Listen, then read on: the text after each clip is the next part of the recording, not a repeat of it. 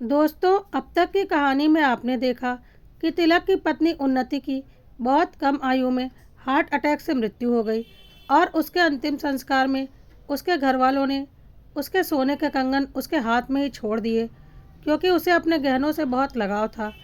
लेकिन शमशान घाट के कर्मचारी राजेश ने मौका पाकर उन सोने के कंगनों को निकाल लिया था और अपनी पत्नी सलोनी को दे दिया था, जिसे सलोनी ने पहन लिया था।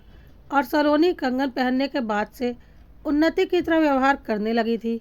वह पता नहीं कैसे उन्नति के ससुराल पहुंच जाती थी और वहां जाकर तिलक के ऊपर इल्ज़ाम लगाती थी कि उसने उसका कत्ल किया है। वह अपनी मौत नहीं मरी, जबकि तिलक इस बात से साफ मना करता था और उसे डांट कर भगा देता था। लेकिन उन्नति की सासू माँ इन सब बातों से डर जाती थी और वह अपने बेटे तिलक से पूछने लगती थी कि कहीं सच में तो उसने उन्नति के साथ ऐसा कुछ नहीं किया। पर तिलक साफ मना कर देता था और बोलता था, आप ऐसा सोच भी कैसे सकती हैं? मैं उन्नति से बहुत प्यार करता था, मैं ऐसा कभी नहीं कर सकता। लेकिन सलोनी का तमाशा तिलक के घर 2-3 बार हो चुका था। आइए देखते हैं आगे क्या हुआ। अब उन्नति की सासू माँ को बहुत डर लगने लगा था, क्योंकि सलोनी लगातार एक ही बात बोले जा रही थी कि तिलक ने ही उसे मारा है और वह किसी भी कीमत पर उन कंगनों को निकालने के लिए भी तैयार नहीं थी। एक दिन उन्नति की सासू माँ घर में अकेली थी कि उसी वक्त राजेश वहाँ पर आ गया और उन्नति की सासू माँ से बोलने लगा कि सलोनी ने बहुत बड़ा हंगामा कर दिया है। वह अजीब अजीब सी बातें कर रही है। मैंने उसे घर में बंद करके रखा है।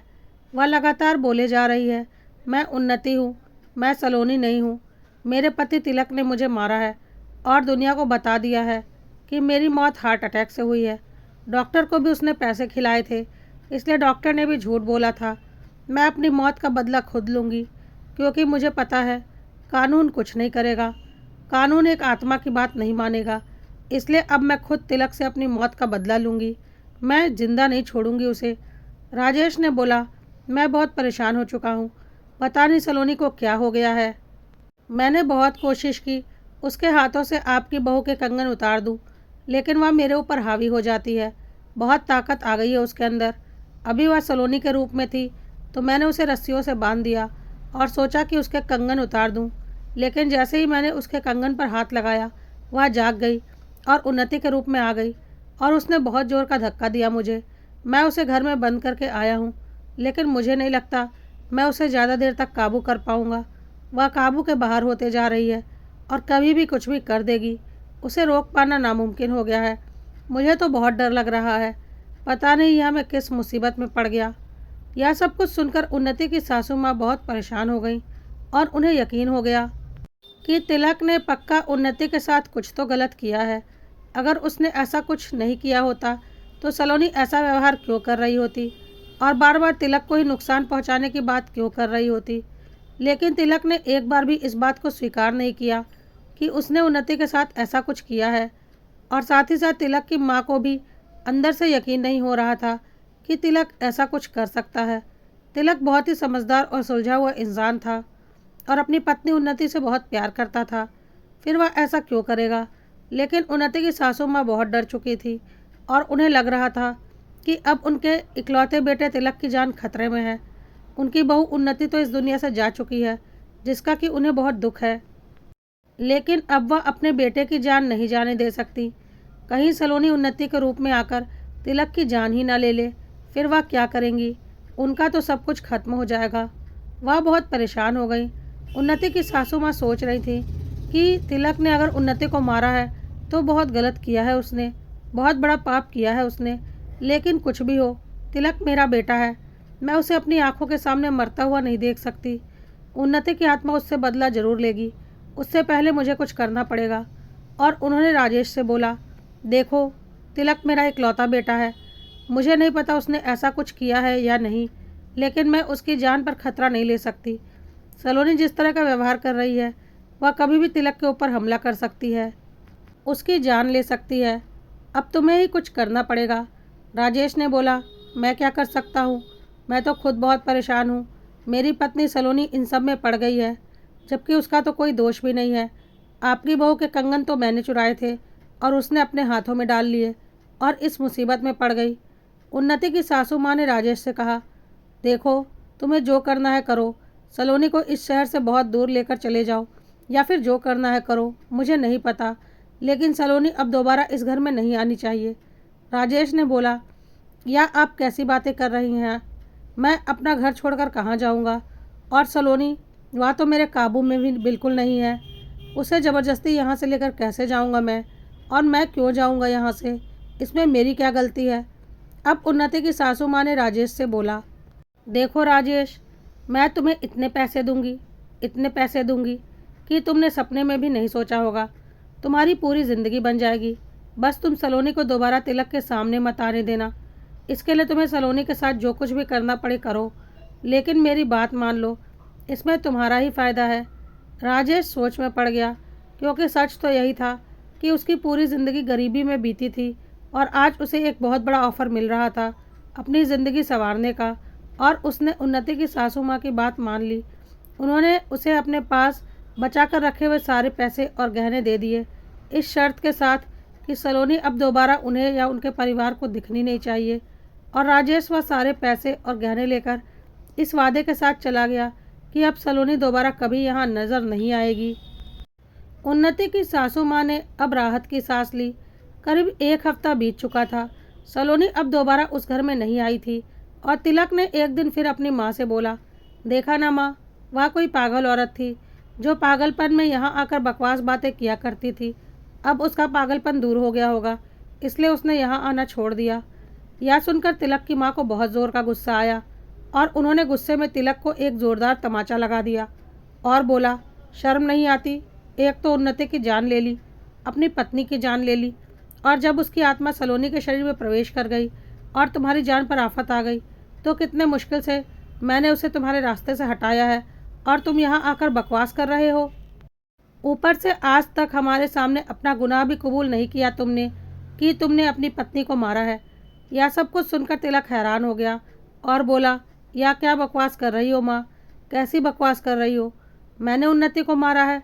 तुम ऐसा सोच भी कैसे सकती हो? बहुत प्यार करता था मैं उन्नति से, और तुम एक पागल औरत के कहने पर अपने बेटे के ऊपर शक कर रही हो। लेकिन तिलक की माँ ने बोला, अब झूठ बोलने से कोई फ़ायदा नहीं, मुझे सब पता है। तूने ही उन्नति को मारा है। किस वजह से मारा है यह मुझे नहीं पता, लेकिन उन्नति की आत्मा अब तुझे जिंदा नहीं छोड़ती और वह सलोनी के शरीर में थी। सलोनी को तुझसे दूर रखने के लिए मैंने अपनी सारी जमा पूंजी राजेश को दे दी है, और पता नहीं उसने सलोनी के साथ क्या किया या उसे वह कहाँ लेकर गया कि अब जाकर हमारा सलोनी से पीछा छूटा है, और इन सब के जिम्मेदार तुम हो। बहुत गुस्से में चिल्ला रही थी तिलक की माँ कि तभी तिलक जोर से चिल्लाया, माँ, आपका दिमाग ठीक है? यह क्या कर डाला आपने? अरे मैंने उन्नति को नहीं मारा है, यकीन कीजिए मेरा, और जो गुनाह मैंने किया ही नहीं है वह गुनाह आप मेरे सर पर डाल रही हैं। और जब मैंने उन्नति को मारा ही नहीं है तो उन्नति की आत्मा क्यों आएगी मुझसे बदला लेने के लिए? उन्नति हार्ट अटैक से मरी थी और आपने इतने पैसे राजेश को दे दिए जिसे आप जानती भी नहीं। उसके और सलोनी की कई बातों पर आपको यकीन हो गया, और पता नहीं वह लालची राजेश सलोनी के साथ क्या कर रहा होगा, कहीं वह उसकी जान ही ना ले ले। अरे माँ, सलोनी के अंदर कोई उन्नति की आत्मा नहीं है। उसने उन्नति के कंगन पहन लिए तो शायद डर या वहम की वजह से वह ऐसा व्यवहार कर रही होगी। आत्मा वात्मा कुछ नहीं होती माँ, और आपने राजेश से ऐसा सब कुछ बोलकर सलोनी की जान जोखिम में डाल दी है। वह पैसों का लालची आदमी, पता नहीं सलोनी के साथ उसने क्या कुछ कर दिया होगा। हमें फ़ौरन उसके घर जाकर देखना होगा और हम पुलिस को साथ लेकर जाएंगे। कहकर तिलक ने पुलिस स्टेशन फ़ोन किया और उन्हें सारी बात बताई। पुलिस तुरंत ही राजेश के घर का पता लगाकर उसके घर की तरफ जाने के लिए निकल पड़ी। साथ में तिलक और उसके मम्मी पापा भी थे। तिलक को बहुत डर लग रहा था कि पैसों के लालची राजेश ने कहीं सलोनी की मानसिक स्थिति का फ़ायदा उठाकर उसका कत्ल न कर दिया हो। और वह सब राजेश के घर पहुँचे, लेकिन वहाँ पहुँचकर वह हैरान हो गए। खिड़की खुली हुई थी और अंदर सलोनी और राजेश बेड पर बैठकर बातें कर रहे थे। उनका मुंह दूसरी तरफ था और उनकी पीठ खिड़की की तरफ थी। उन्होंने नहीं देखा था कि खिड़की के बाहर पुलिस और तिलक और उसके माँ बाप उनकी सारी बातें सुन रहे हैं। राजेश और सलोनी हंस रहे थे और बोल रहे थे, देखा उस मूर्ख बुढ़िया को कैसे उल्लू बनाया। उसका बेटा तो हमारी बातों में नहीं आया, लेकिन वह बेवकूफ़ बुढ़िया जब उसने सुना कि उसके बेटे ने उसकी बहू का कत्ल किया है, कितना डर गई थी और अपने बेटे की जान बचाने के लिए अपनी सारी जमा पूंजी हमारे हवाले कर दी।